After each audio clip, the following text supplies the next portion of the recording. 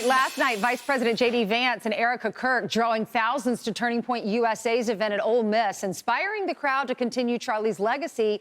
Look at that, as massive crowds were waiting in the rain for hours just to get inside. I want to encourage you, especially the students here, find your voice. You are the courageous generation. That's what you are. All of you. Gen Z, you are the courageous generation. Hear me when I say that. My husband believed that to his core. That's why he went on campuses. That's why he was trying to reach you. You are the courageous generation. Own it. Make him proud.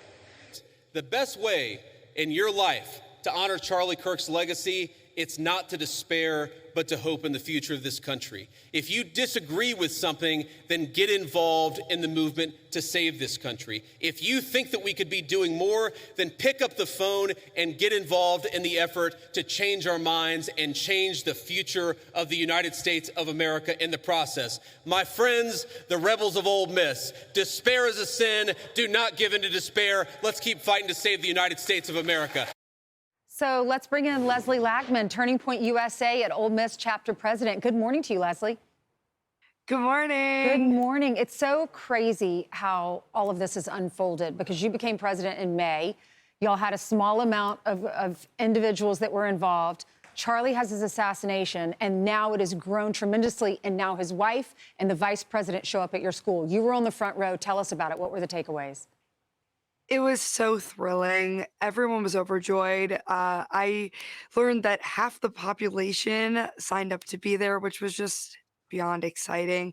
I think the energy in the room was telltale by every video we saw. And so I think being in the front row, just soaking it up was an experience of a lifetime. Yeah. And Leslie, I know you said that you told our producers earlier that when she spoke, and we can see it in the video, when she spoke, Erica, everyone stood up. And they never sat back down. They stood up for her entire speech. Here she is encouraging your group. Can you tell us how your faith helps you in your role as vice president? Well, I appreciate that. That is a very good question. And this is another way in which Charlie has affected my life. I would say that I grew up, again, in a generation where even if people had very deep personal faith, they didn't talk about their faith a whole lot. And I grew up in a country where you just didn't hear political leaders talk about their faith. But the reason why I try to be the best husband I can be, the best father I can be, the reason why I care so much about all the issues that we're going to talk about is because I believe that I've been placed in this position for a brief period of time to do the most amount of good for God and for the country that I love so much. Charlie's murder might seem like we're standing in a shadow, as if death was the victory meant for the enemy, but looking around in this arena, you are proof that this light of truth burns so brightly. So brightly.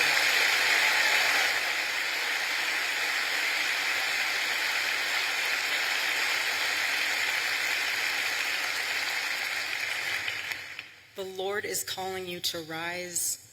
Please hear me when I say that courageously. He is. Do not be afraid. It is so easy to be afraid, but we are commanded to not be afraid.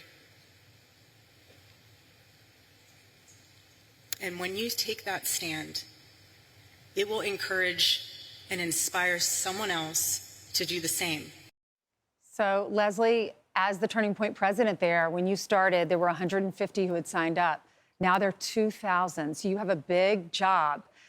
How did that inspire you and Charlie's message inspire you? Because now it's in your hands.